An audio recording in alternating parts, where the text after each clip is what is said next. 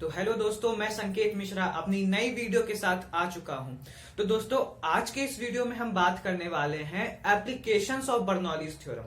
जैसे कि पहले वीडियो में हमने देख लिया था कि बर्नौलीज थ्योरम होता क्या है, उसका डेरिवेशन हमने देखा था कि pressure energy plus kinetic energy plus potential energy always constant. तो उसका मतलब क्या है कि यही चीज है। तो आज के इस वीडियो में हम देखने वाले हैं कि वो हमारे चारों तरफ इन्वायरमेंट, वो बर्नौलीज थ्योरम यूज कहाँ हो रहा है। हम नदी में जाते हैं, कहीं बोट पे बैठते हैं या तो ट्रेन में बैठे रहते हैं, वो सब जगह बर्नौलीज थ्योरम कहीं ना कहीं से आ जाता है। तो आज के इस वीडियो में हम डिस्कस वही चीज करेंगे कि बर्नौलीज थ्योरम हम कहाँ कहाँ देखते हैं, means applications of Bernoulli's theorem. तो दोस्तों, पहले ये डिस्कस कर लेते हैं कि आज के इस वीडियो में होने क्या वाला है। तो पहला पॉइंट हम लोग ये डिस्कस करेंगे कि जैसे हार्ट अटैक आता है किसी को, तो उसका भी एक कारण, बायोलॉजिकल कारण बर्नौलीज थ्योरम ही होता है एक तरह से देखा जाए तो। बाकी तो वो बायोलॉजी का टर्म है। दूसरा टर्म हम देखते हैं कि कहते हैं ना कि गर्मी के टाइम में और या तो बहुत तेज हवा चलती है, तब छपड़े का घर या झोपड़पट्टी बोलते हैं ना, घर गांव सब में जो होता है, वो हवा के साथ उड़ जाता है।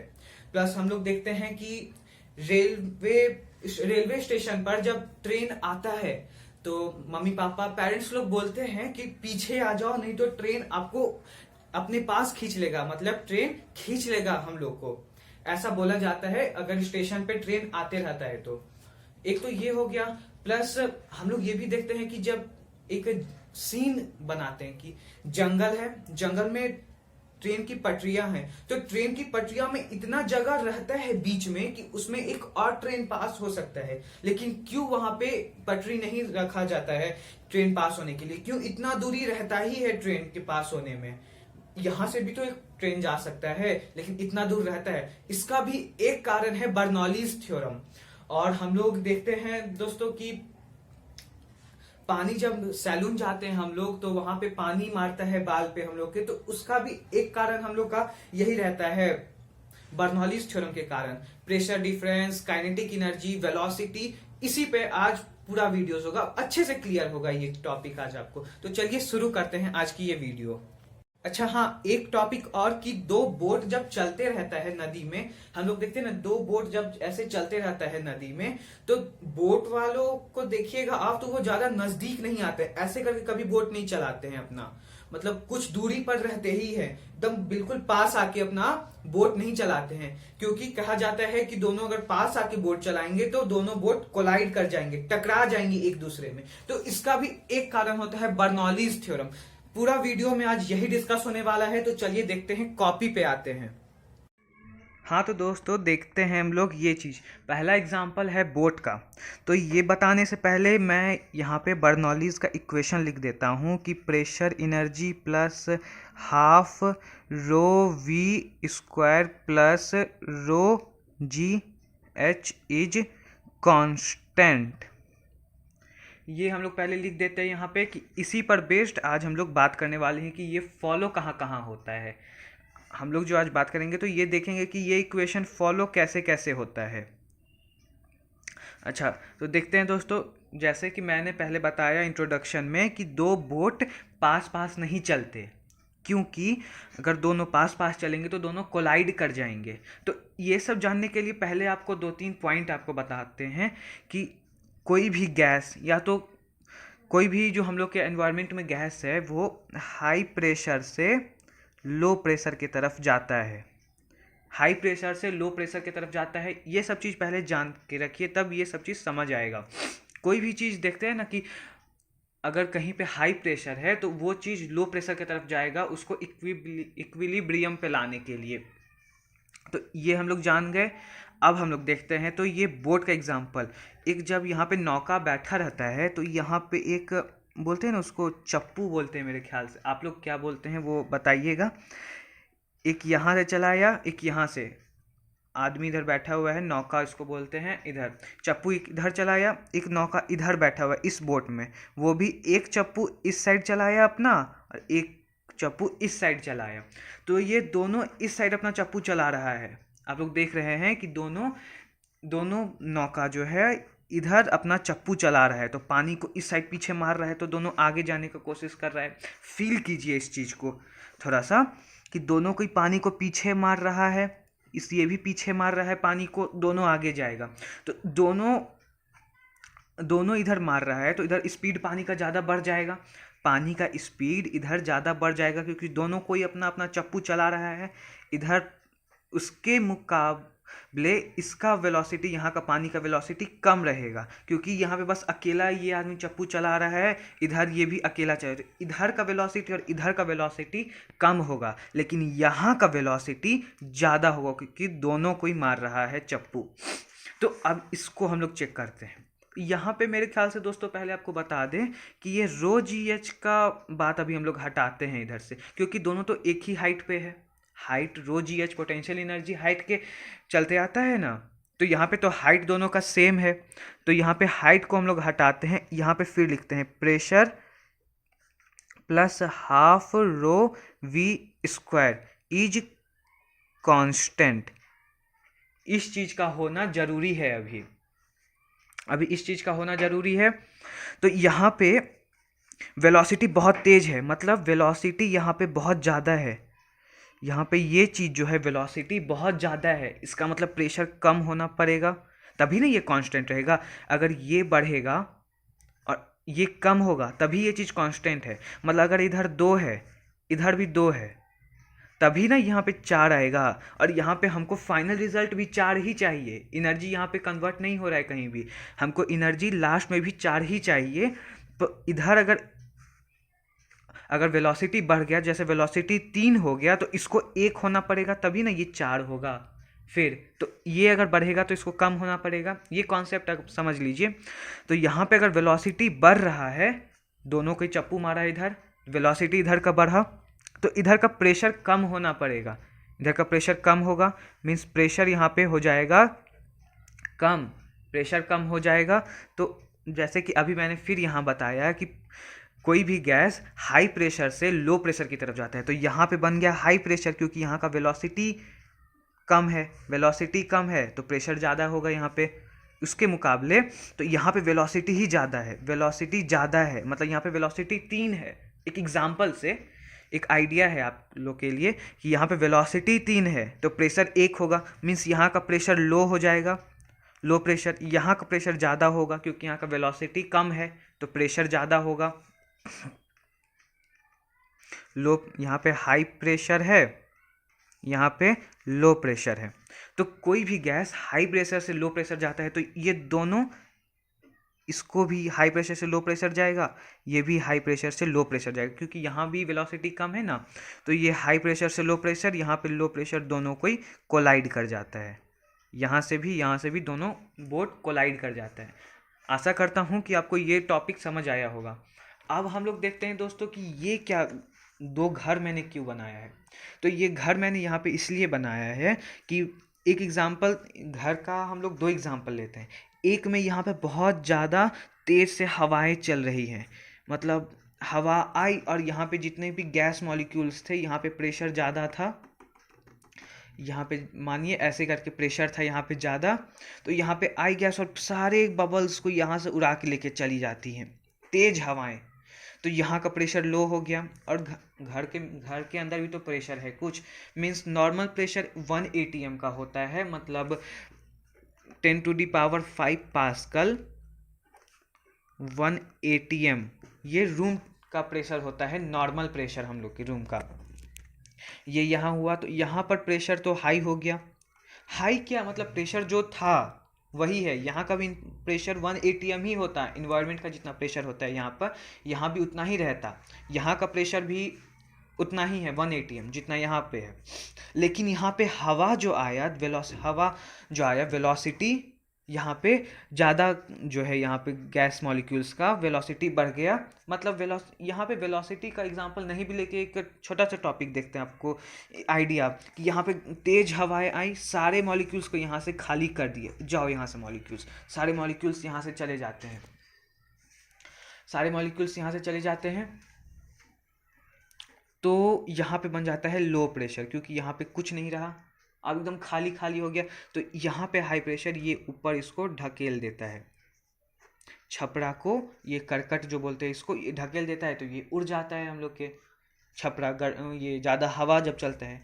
अब हम लोग काइनेटिक थ्योरी ऑफ गैस में हम लोग पढ़े हैं कि वेलोसिटी के ऊपर ही डिपेंड करता है, टेम्परेचर के कारण ही वेलोसिटी गैस का डिपेंड करता है। अगर टेम्परेचर बहुत ज़्यादा है, वेलोसिटी के डायरेक्टली प्रोपोर्शनल है टेम्परेचर है आपका, वेलोसिटी के डायरेक्टली प्रोपोर्शनल, टेम्परेचर बढ़ेगा तो वेलोसिटी भी बढ़ेगा। मीन्स यहाँ का जो गैस मॉलिक्यूल्स है, अगर बहुत गर्मी जब रहता है 45 डिग्री 46 डिग्री पर, जो जब गर्मी आ जाता है जून जुलाई के महीने में, तो यहाँ पर बहुत ज़्यादा गैस का वेलोसिटी बढ़ जाता है, क्योंकि टेम्परेचर बढ़ गया तो वेलोसिटी भी बढ़ जाता है। तो ये गैस मॉलिक्यूल्स एक जगह स्टैटिक नहीं रहते हैं, ये सब यहाँ वहाँ भागने लगते हैं सारे गैस मॉलिक्यूल्स। तो यहाँ पे फिर से यहाँ पे खाली हो गया, गैस मॉलिक्यूल्स यहाँ से उड़ गए तो यहाँ पे फिर से खाली हो गया, और यहाँ का रूम टेम्परेचर 1 atm वाला रह ही गया यहाँ पे। तो यहाँ पे फिर हाई प्रेशर बन जाएगा, क्योंकि यहाँ के गैस मॉलिक्यूल्स चले गए तो प्रेशर कम हो गया, यहाँ पर हाई प्रेशर बन गया, तो फिर ये ऐसे उड़ जाता है, ये फिर छपरा फिर यहाँ से उड़ जाता है, ये भी एक कारण हुआ। और उसके बाद हम लोग थर्ड एग्जांपल दोस्तों हम लोग लेते हैं दो ट्रैक का एग्जांपल हम लोग लेते हैं कि ये जब दो ट्रेनें चलते रहती हैं, मानिए ये है ट्रैक, ऐसे मैंने बना लिया, दो ट्रैक है यहाँ पे दो लोब्स लगे हुए हैं लकड़ी के, यहाँ पे ये जल्दी जल्दी बना लेते हैं हम लोग, ये लोब्स बन गए यहाँ पे।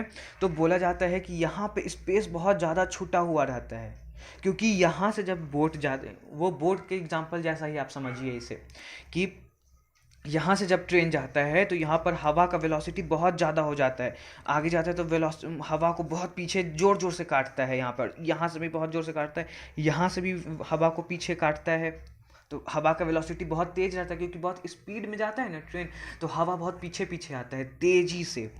तो यहाँ से भी तो यहाँ दोनों का ये लगा हवा का प्रेशर, यहाँ पे हवा का वेलोसिटी, यहाँ पे इस ट्रेन, यहाँ से भी जो ट्रेन पास हो रहा है और यहाँ से भी, दोनों का हवा का वेलोसिटी यहाँ पे वर्क करता है इस पॉइंट पर, तो यहाँ पे जगह छोड़ दिया जाता है।